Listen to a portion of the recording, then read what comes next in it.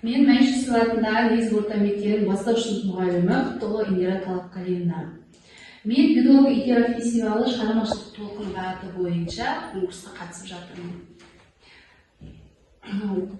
Менің әдістемелік тақырыбым оқушылардың есте сақтау қабілетін қалыптастырып, таза сөйлеу мәдениетін қалыптастырып, сөздік қорын молайту.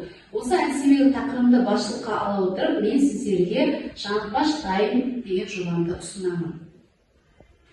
Тақырыптың өзектілігі жаңылтпаш бала тілін дамытатын құрал.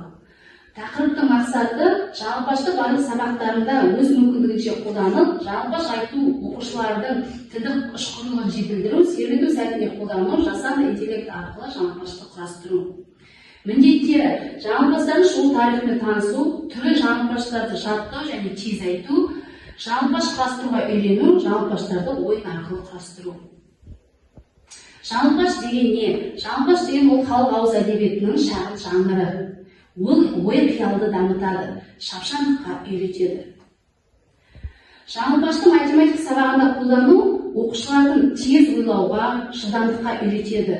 Эстафеталық таяқша әдісі арқылы жаңылтпашты тез айту. Оқушылар бүгін математика сабағында эстафеталық таяқша деген ойын ойнаймыз. Мен қазір таяқшаны, эстафеталық таяқшаны Мирханға беремін. Мирхан сені жаңылтпашты жағылмай тез айту. Содан кейін эстафеталық таяқшаны Гүлханға бересің, Гүлхан ағай Раушанға бересің, солай тез айтпаймыз ба. Оқушылар бүгін жарастаны сабағында жасанды интеллектіні қолданып жаңылтпашты құрастыру. Мен осы жобаны арнайы дамыту үшін жасанды интеллект платформасын қолданамын. Әсіресе оның ішінде ChatGPT программасын қолданамын. Осы баланы тек қана жаңылтпаш үйретуге кітаппен шектеп қана қоймай, сонымен қатар осы жасанды интеллект программасымен сөйлеу сәтінде де жаңылтпашты қолдану, яғни ойын арқылы үйрету.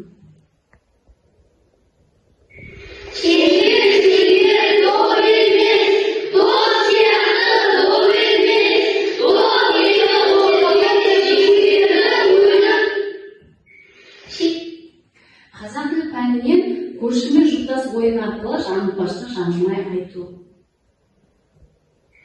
Оқушылар енді біздер қазір көршімен жұптас ойын әдісі арқылы жаңылтпашты бір-бірімізге жаңылмай жеткіземіз. Қайса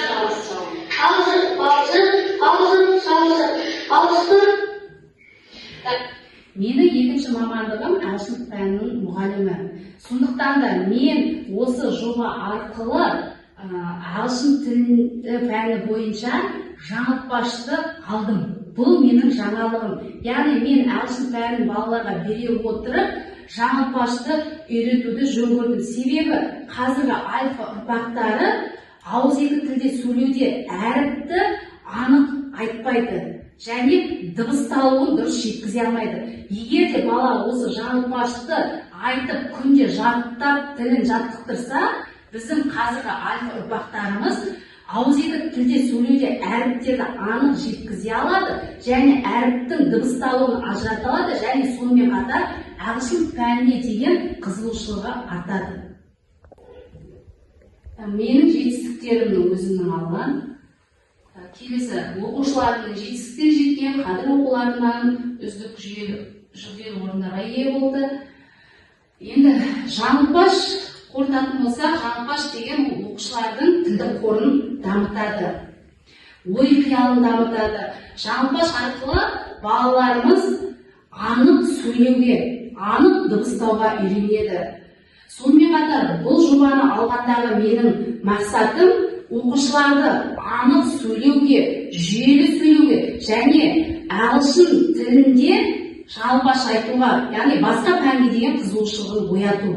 Міне, балалар жаңылғаш айту арқылы өздері әртүрлі пәнге қызығып үш тілділікті жетілдіре алады.